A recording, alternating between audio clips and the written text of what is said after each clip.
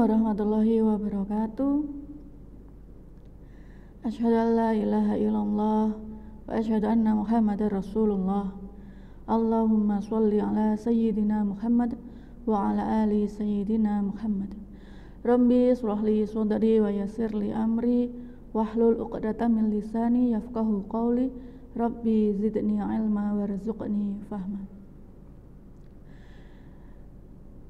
Sabahul khair, kaifa halukum?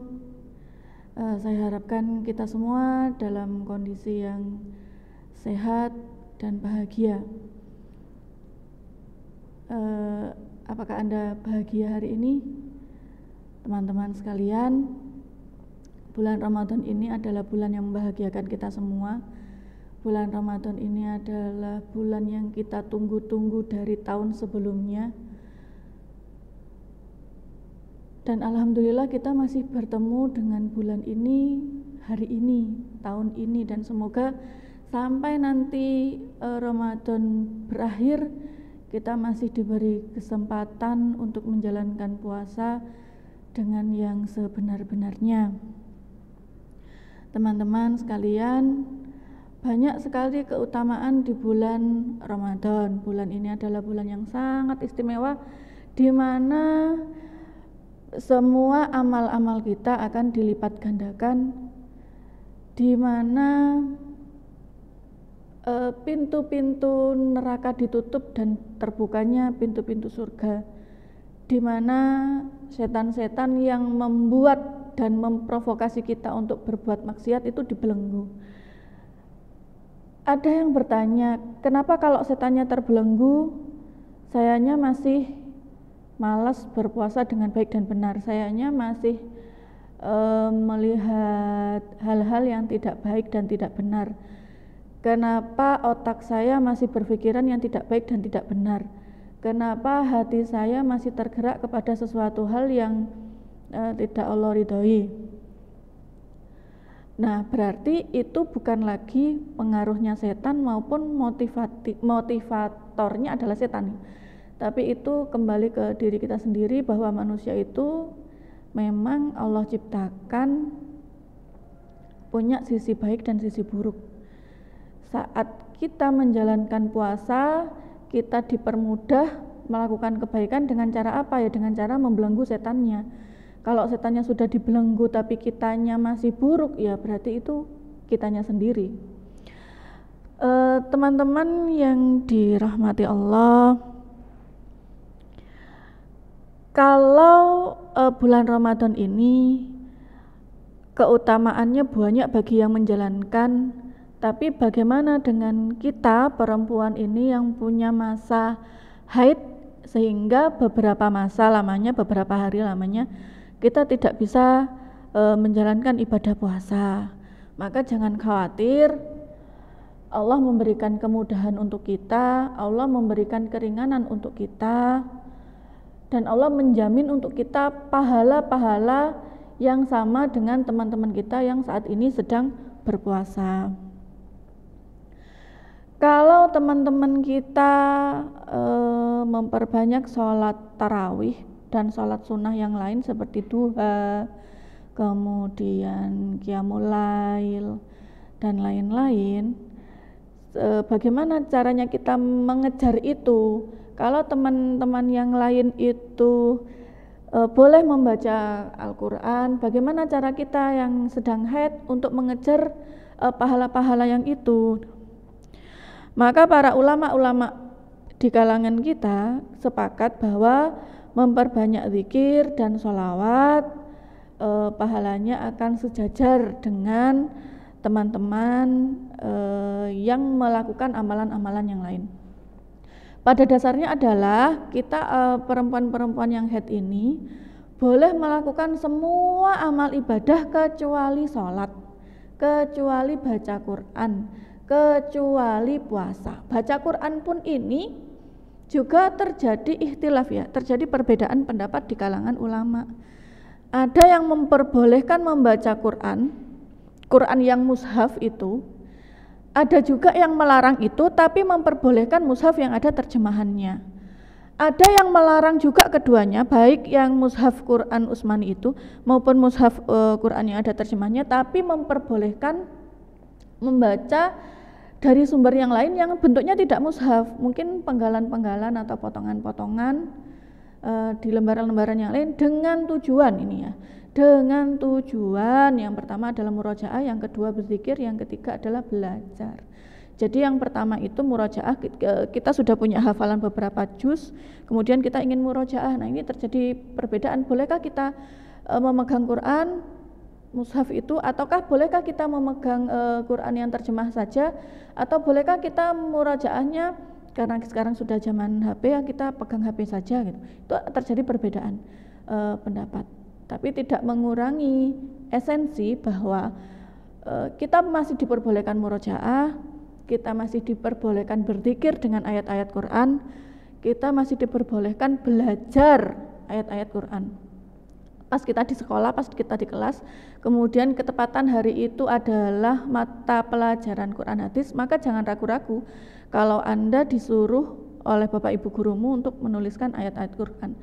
Enggak Pak, saya sedang haid, saya takut berdosa. Enggak, itu bagian dari pembelajaran. Jadi semua ulama sepakat kalau itu diperbolehkan. Nah, yang selanjutnya adalah memperbanyak istighfar. Istighfar ini adalah amalan yang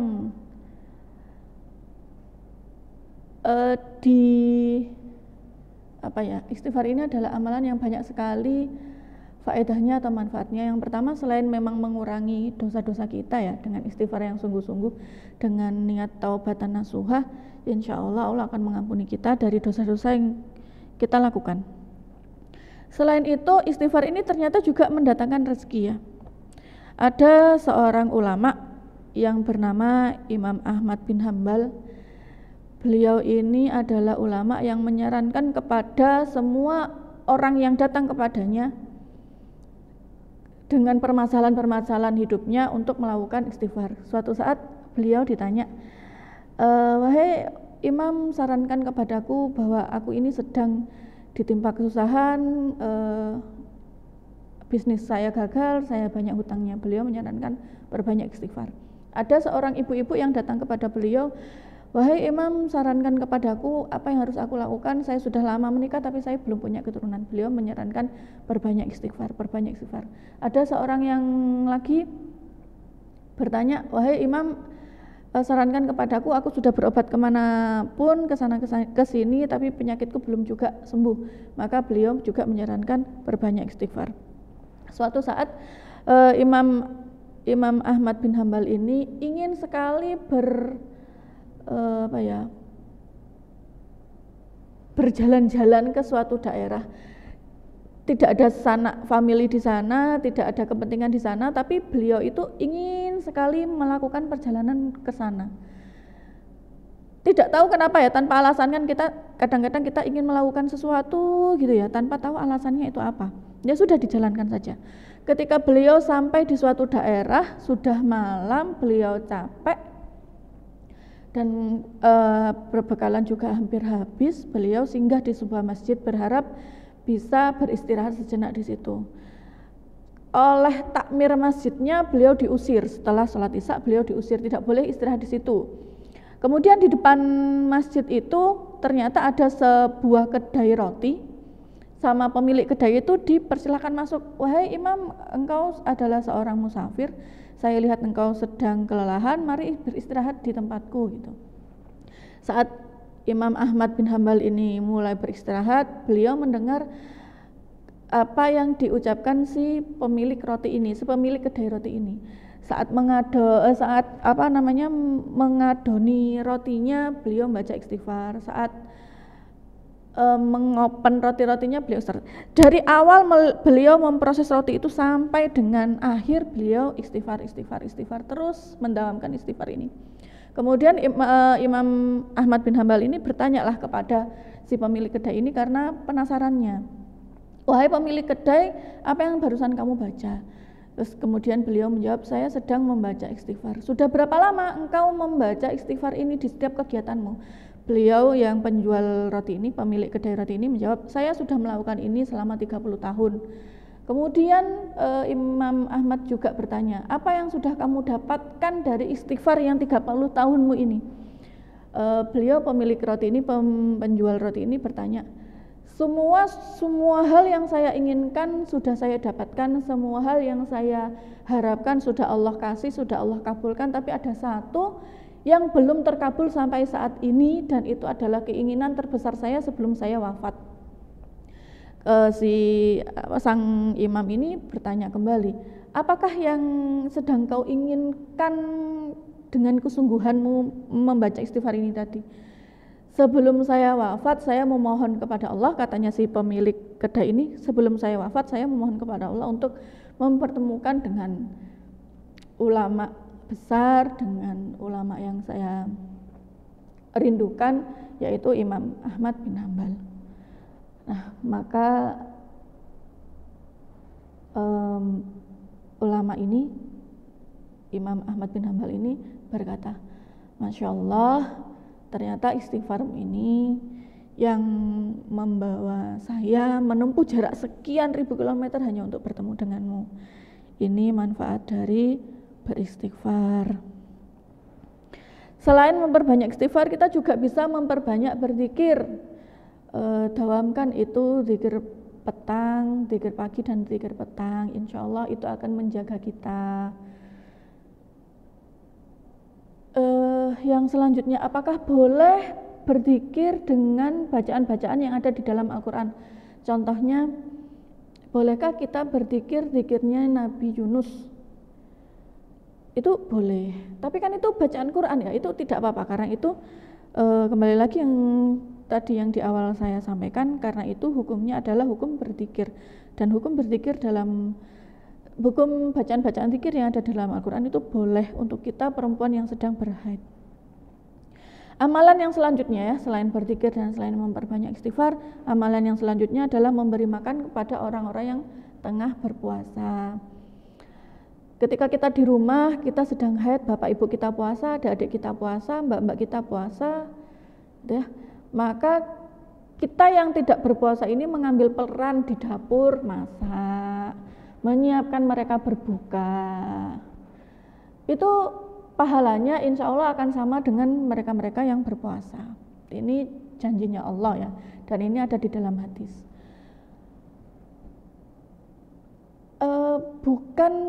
Bukan berarti kalau kita haid dari jam 7 pagi, dari jam 7 malam sampai jam 7 pagi kita tidur terus, enggak begitu ya.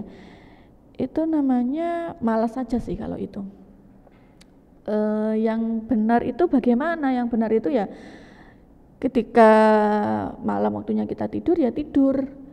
Ketika nanti kita biasa bangun jam 3 untuk makan sahur karena kita sedang tidak berpuasa, maka makan sahurnya ini diganti dengan menyiapkan makan sahur untuk bapak ibu kita, untuk adik-adik kita, untuk saudara-saudara kita yang lain. Insya Allah pahalanya akan sama dengan mereka-mereka yang berpuasa. Begitu. Yang amalan yang terakhir, ada pertanyaan begini, bagaimana kalau saya tidak bisa memasak? Apakah ketika saya membelikan makanan, membelikan takjil, war takjil gitu ya, apakah itu bisa dianggap sebagai menyiapkan makanan? Ya itu salah satunya bisa. Jadi menyiapkan makanan itu nggak harus masak dari awal sampai akhir, nggak harus masak dari menu A, B, C, D, tapi kita juga bisa membelikan. Mereka itu juga sudah dianggap sebagai menyiapkan makan atau memberikan makan kepada orang yang sedang berpuasa. Yang terakhir adalah memperbanyak sedekah. Sedekah yang paling mudah itu ya senyum. Itu sedekah paling mudah dan paling murah. Kita semua tahu ya, kalau haid itu kan mood sedang hancur tuh, gak karu-karuan kan, moodnya itu gak karu-karuan, dipengaruhi oleh hormon, dipengaruhi oleh sakit perut, terus pokoknya ajur-ajuran lah. Kita perempuan yang haid itu fisiknya dihajar, mentalnya sudah gak karu-karuan banget, kemudian diperintahkan untuk memperbanyak senyum, itu ya sulit sekali, karena kebanyakan dari kita itu kalau mau head itu marah-marah, sedang head marah-marah, head mau berhenti, bahkan head sudah berhenti, itu marah-marahnya tetap ada. Kenapa? Karena hormonnya selama itu belum stabil itu. Mau head hormonnya berulah, sedang head masih berulah, setelah head pun hormon kita juga masih belum stabil. Maka memperbanyak senyum itu menjadi sebuah sedekah untuk kita perempuan-perempuan yang sedang head ini. Kalau ada pertanyaan, saya nggak bisa senyum gimana ya? Paksain ya. Kalau nggak dipaksain ya nggak bisa.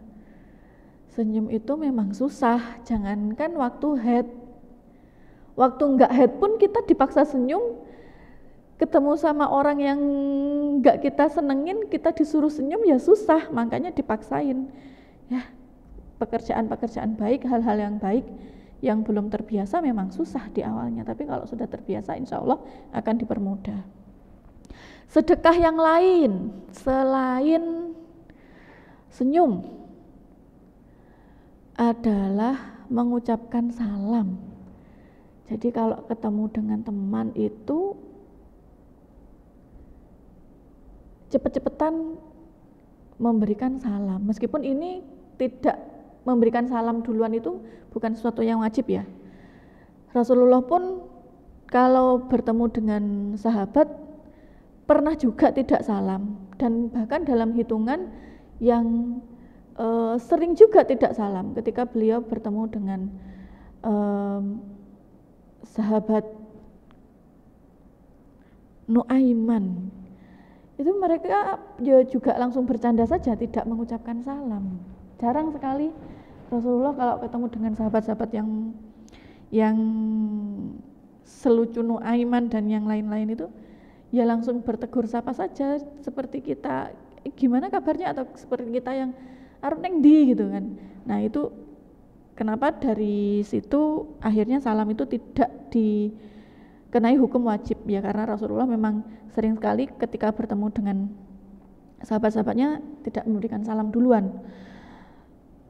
Lalu kenapa kita yang head ini anjuran saya pribadi ya, memperbanyak salam ya, untuk mengganti itu tadi, mengganti pahala-pahala yang sudah kita tinggalkan.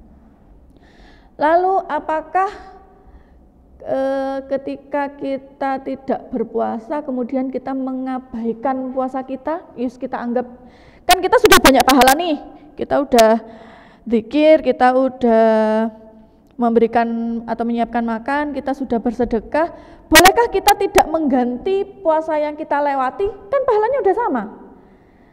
Ya jawabannya tidak. Secara fikih kita meninggalkan 5 hari karena kita haid, ya kita harus menggantinya sebanyak itu. Jadi konteks yang saya ungkapkan bahwa kita memberikan makan kepada orang yang berpuasa adalah sama dengan pahala orang berpuasa, itu kan konteksnya adalah sama dalam hal pahalanya. Tetapi dalam hal kewajiban ya tetap kita harus mengganti. Nah, begitu. Yakfimini cukup sekian dari saya. Apabila terdapat kesalahan itu murni dari saya. Ada istilah undur maqala wala tandur mangkola. Lihatlah apa yang disampaikan, jangan lihat siapa yang menyampaikan. Saya banyak kekurangan, insya Allah akan dapat pembenaran dari ustadz-ustadzah kita yang lain. Mudah-mudahan puasa kita dijaga oleh Allah, mudah-mudahan kita dipermudah oleh Allah dalam melakukan segala aktivitas, segala kebaikan-kebaikan di bulan Ramadan ini, dan semoga umur kita disampaikan sampai dengan Ramadan tahun depan, kita masih diberikan kesehatan, umur yang panjang, tetap dalam Islam dan iman. Assalamualaikum warahmatullahi wabarakatuh.